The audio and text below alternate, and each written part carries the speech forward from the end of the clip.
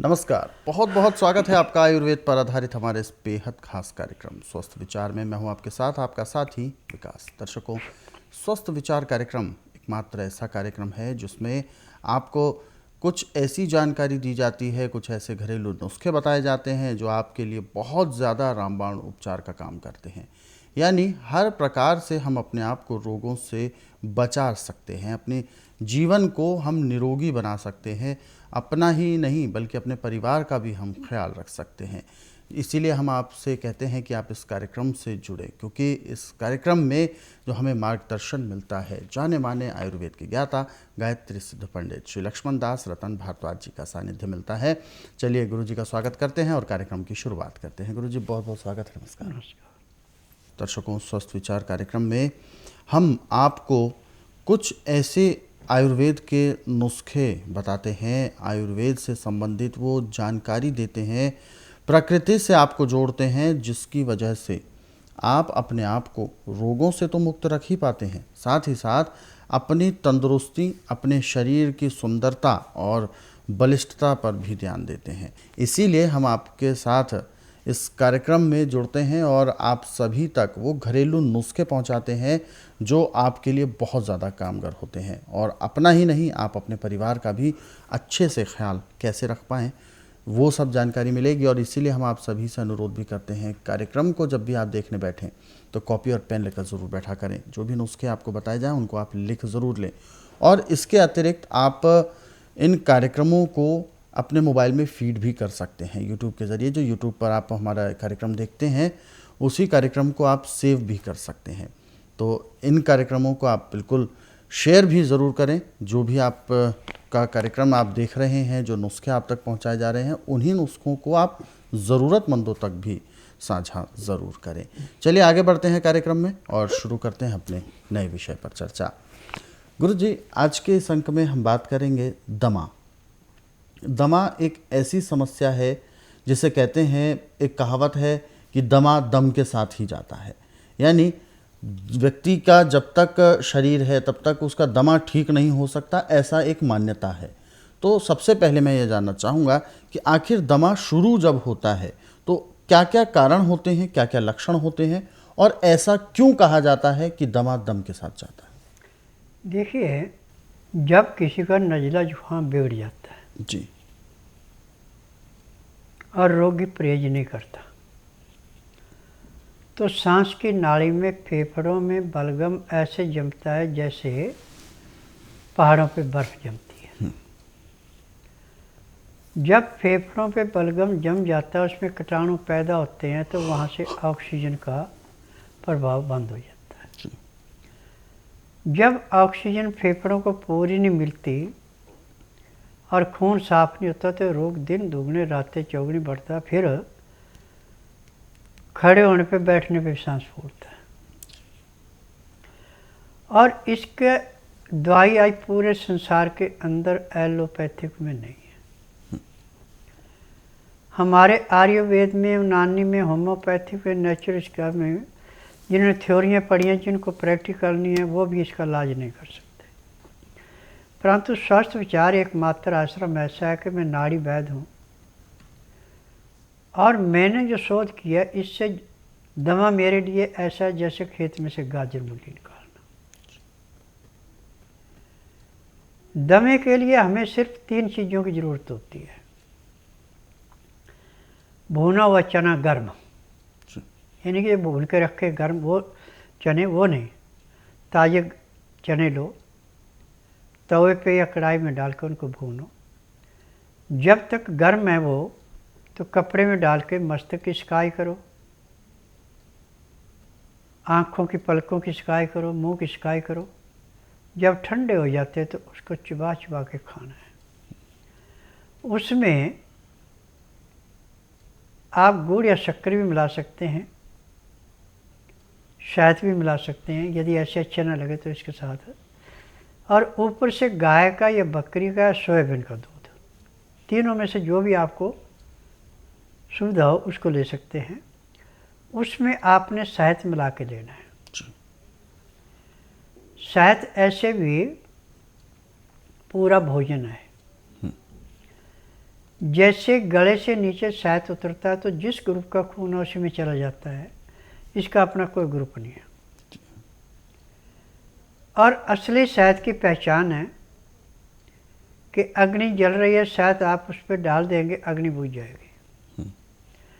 अब उसमें आप मिट्टी का तेल, स्प्रिट, पेट्रोल जो मर्जी डालें, जब तक वो लकड़ियाँ नहीं हटाएंगे दोबारा आग नहीं जलेगी।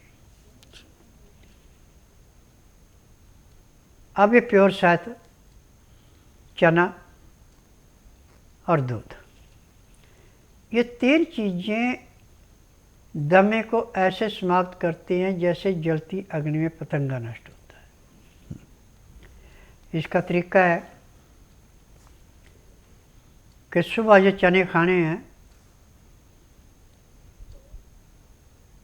पहले उनको अच्छी तरह पानी से धो लें। धोने के बाद फिर तवे पे या कढ़ाई में उसको भून लें।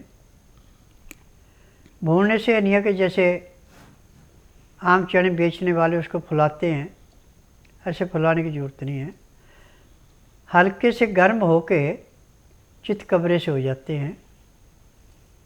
और इसको कपड़े में डाल करके, सूती कपड़े में, पहले तो आप सिकाई करेंगे अपने मस्तक की, गालों की, नाक की और आँखों की पलकों की, और इसको सूंघते भी जाएंगे। जब ठंडे हो जाए तो फिर इसको अच्छी तरह चबा चबा के खाना है कि जैसे दूध पतला हो जाता है ऐसे पतले करके चबा के खाने हैं। यदि आपके दांत नहीं है तो फिर आप इनको सिलबट्टे पे पीस लें या मिक्सी में पीस लें और 2-2, 4-4 ग्राम मुंह में डाल करके उसको चूसें। उसके ऊपर से जिसको दांत नहीं उसको सोयाबीन का दूध देना। सोयाबीन के दूध के बनाने का तरीका है कि पहले सोयाबीन को आप पिसा लें बारीक। पिसा करके जितना आपको दूध चाहिए उतना पानी आप गर्म करें। जब पानी आपका उबलने लगे तो उसमें थोड़ा थोड़ा आटा डालते जाएं, करछी से या चमचे से उसको हिलाते जाएं, यानी उसको पूरा घोल देना है। जब वो घुल जाए, जितना गाढ़ा आपने करना उतना कर लिया, तो अब इसको नीचे उतार लें। जब 15 से 18 डिग्री गर्म रह जाए तो इसको छान लेना। छान करके जो कचरा बचा इसके अंदर वो आप आटे में मिला के भी खा सकते हैं। अब ये चने आपने खाने हैं। उस दूध में आपने शहद मिलाएं तो सोने पे सुहागा, नहीं तो गुड़ या शक्कर बिना मसाले के मिला के चने खाते जाना, दूध पीते जाना। चने खाने में, दूध पीने में पूरा 1 घंटे का समय लगाना। आप खाना खाने के बाद दातन कूड़ा करके 5 मिनट के लिए वज्रासन बैठ जाए। 5 मिनट के बाद 10 से 15 मिनट तक आप सैर करिए और उसके बाद 20 मिनट के लिए आप शवासन लेट जाएं। फिर 5 मिनट के लिए बाईं साइड करवट लें, 3 मिनट के लिए दाईं साइड करवट लें। अब उठ करके आप कम से कम आधा घंटा सैर करें।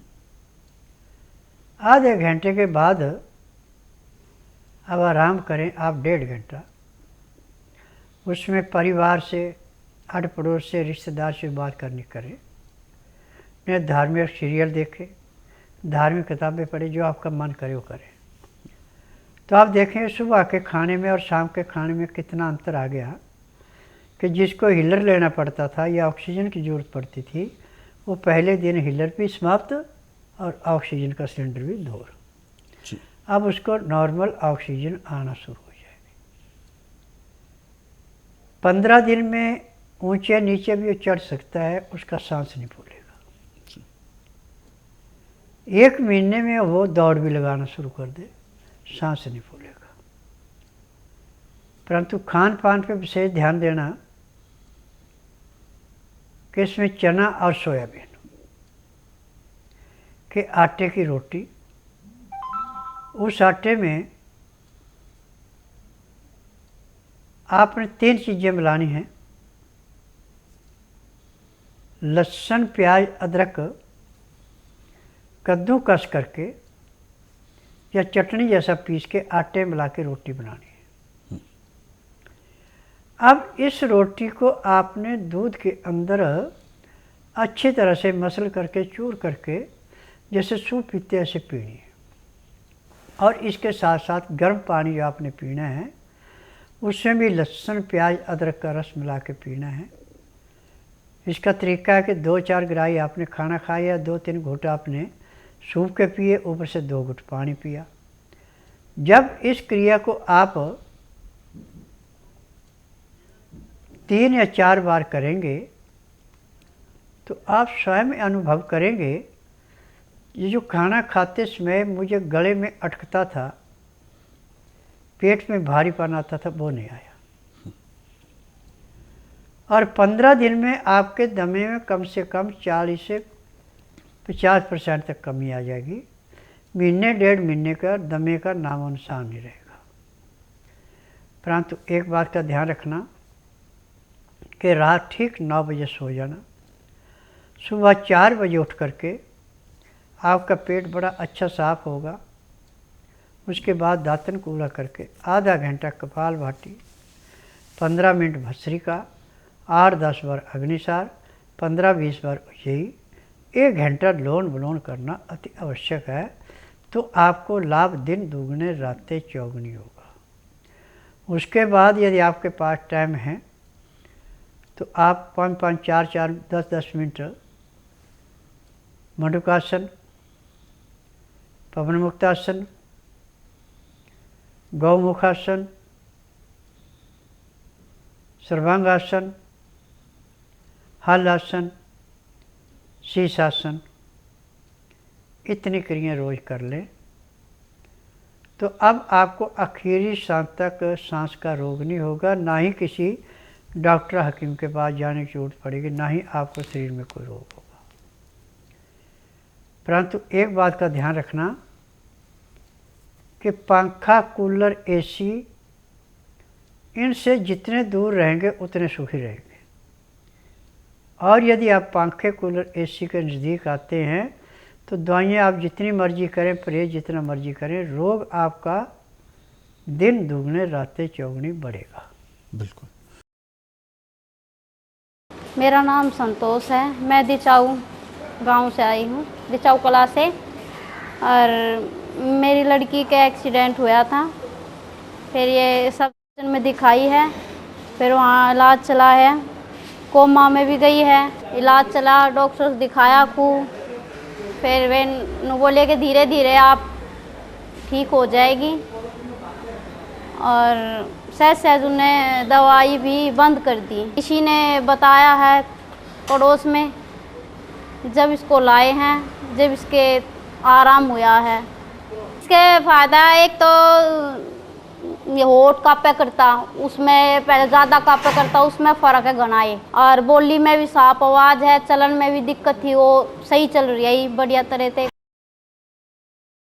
मेरा नाम शबनम है। मैं घोड़ावाड़ी, छिंदवाड़ा ज़िले के घोड़ावाड़ी गांव से आई हूँ।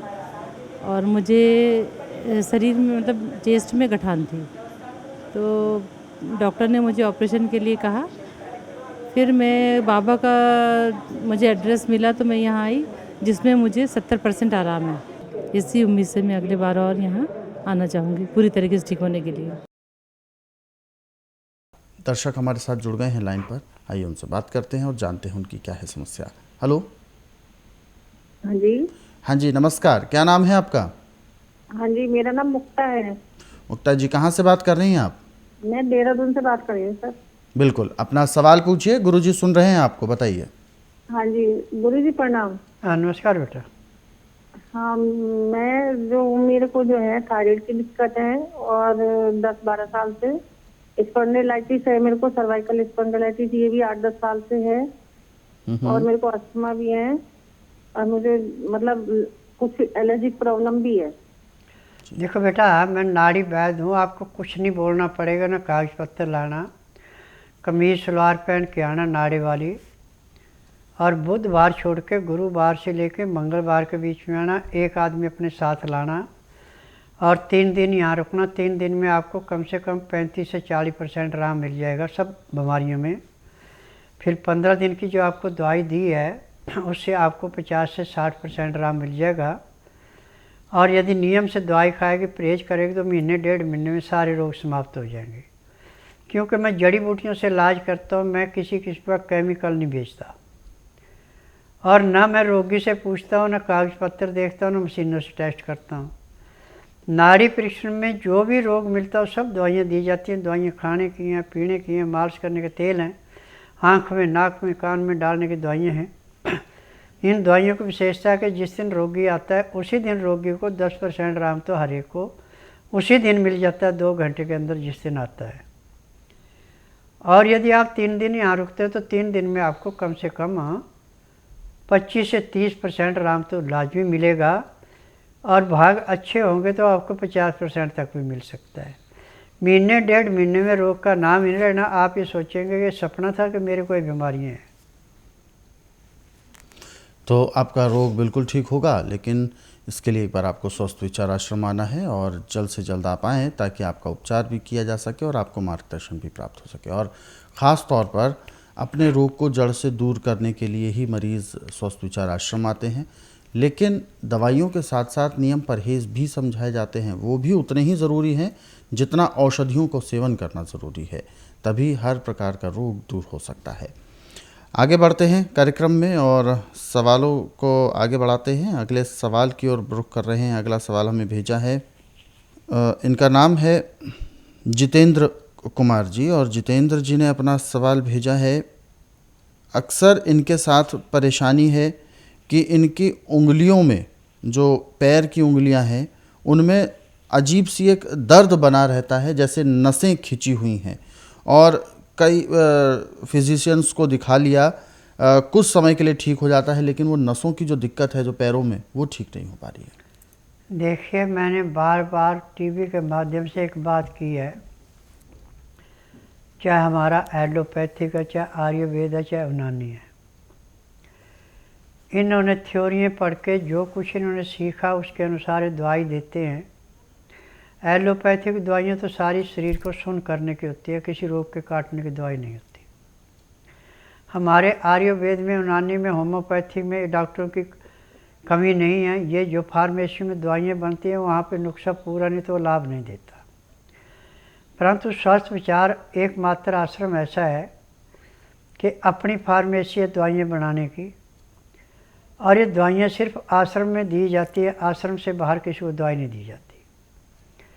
और इन दवाइयों की विशेषता है कि जिस दिन रोगी आता है, दवाई खाता है, उसी दिन रोगी को कम से कम 10 से 15% आराम मिल जाता है। यदि आप 2 या 3 दिन यहाँ रुकते हैं, किसी आदमी को साथ लेके आते हैं, तो 3 दिन में जो आपकी सुनगी वो बिल्कुल समाप्त हो जाएगी, और जो नियम आगे बताए जाएंगे ऐसे करेंगे तो 1 महीने पूर्ण रूप से स्वस्थ भी हो जाओगे। बिल्कुल। और आगे बढ़ते हैं। प्रिया जी हैं हमारे साथ लाइन पर, और प्रिया जी के लिए सवाल पूछा है, इनका नाम है आनंद कुमार जी ने। कहते हैं कि इनकी शादी को लगभग 9 वर्ष हो चुके हैं और संतान नहीं है।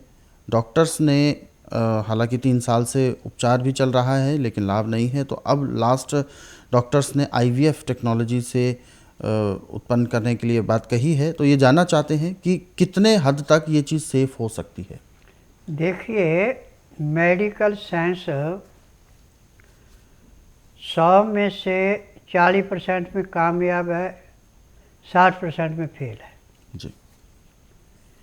क्योंकि मेरे पास जब ऐसी औरतें आती हैं तो ये कहती है कि हम तो लुट करके आए।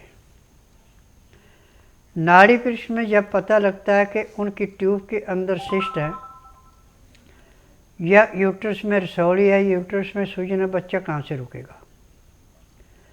तो नाड़ी परीक्षण में जब दोनों में कमी है तो दोनों को दवाई दी जाती है, एक में कमी है तो एक को दवाई दी जाती है। और 3 महीने दवाई खाने के बाद गर्भ रुक जाता है, उम्र चाहे आपकी कोई भी है।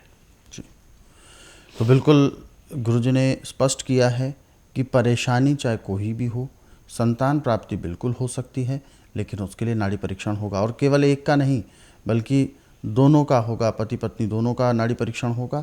ये जांच करनी होती है कि किस में क्या कमी आ रही है जिस वजह से ऐसी दिक्कत हो रही है, तो उसके बाद ही आपको उपचार दिया जाएगा। अधिक जानकारी के लिए आप हेल्पलाइन नंबर्स पर कॉल भी कर सकते हैं, नंबर आपके टीवी स्क्रीन पर है। आगे बढ़ते हैं अपने सवालों की ओर, और ये व्हाट्सएप मैसेज हमें भेजा हुआ है, डॉक्टर मनमोहन सिंह जी हैं और इन्होंने अपना सवाल भेजा है पटियाला से, और ये बता रहे हैं कि इनके साथ दिक्कत है कि इनका जो फेस है उस पर कुछ ऐसे धब्बे हो गए हैं, वाइट कलर के धब्बे हो गए हैं, जो कभी गुलाबी हो जाते हैं, कभी सफ़ेद हो जाते हैं, लेकिन उनमें पहले तो खुजली होती थी लेकिन अब नहीं होती है, लेकिन ये दाग धब्बे जा नहीं रहे हैं। देखिए, मैं नाड़ी वैद्य हूँ, मैं डॉक्टर तो हूँ नहीं कि आपने कह दिया मैं कह दूँगा कि जाओ फलाने केमिस्ट से फलानी दवाई ले लो, मिट जाएंगे।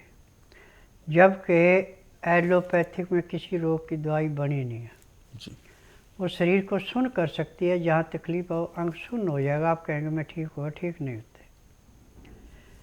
स्वस्थ विचार एकमात्र आश्रम ऐसा है कि यहाँ पे जड़ी बूटियों से उपचार किया जाता है, और रोगी को मुंह से नहीं बोलना पड़ता मुझे तकलीफ है, ना कागज पत्तर लाना पड़ता है। यहाँ का नियम है कि बुधवार की मैं छुट्टी रखता हूँ, गुरुवार से लेकर मंगलवार तक नाड़ी परीक्षण करता हूँ।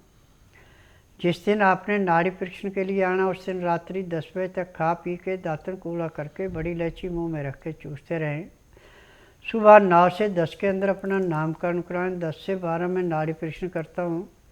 नाड़ी परीक्षण में पैर के तलुए से सिर के बाल तक की MRI, CT scan, X-ray, ultrasound, ECG, sonography सब कुछ 5 सेकंड में हो जाता है।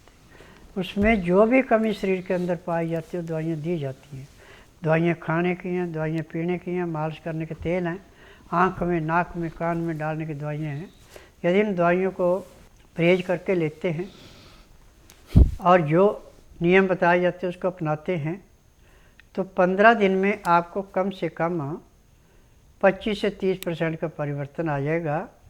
1.5-2 महीने में दाग धब्बे जो भी समाप्त हो जाएंगे। जी, तो बिल्कुल ये समस्या दूर होगी, और इसी के साथ आपको ये भी स्पष्ट किया गया है कि आप जब स्वस्थ विचार आश्रम आते हैं तो यकीनन आपके सभी प्रकार के रोगों के एवज में उपचार दिए जाते हैं, नाड़ी परीक्षण होता है, और आपको कुछ भी बताने की आवश्यकता नहीं है कि आपको कौन सा रोग है, क्या लक्षण है।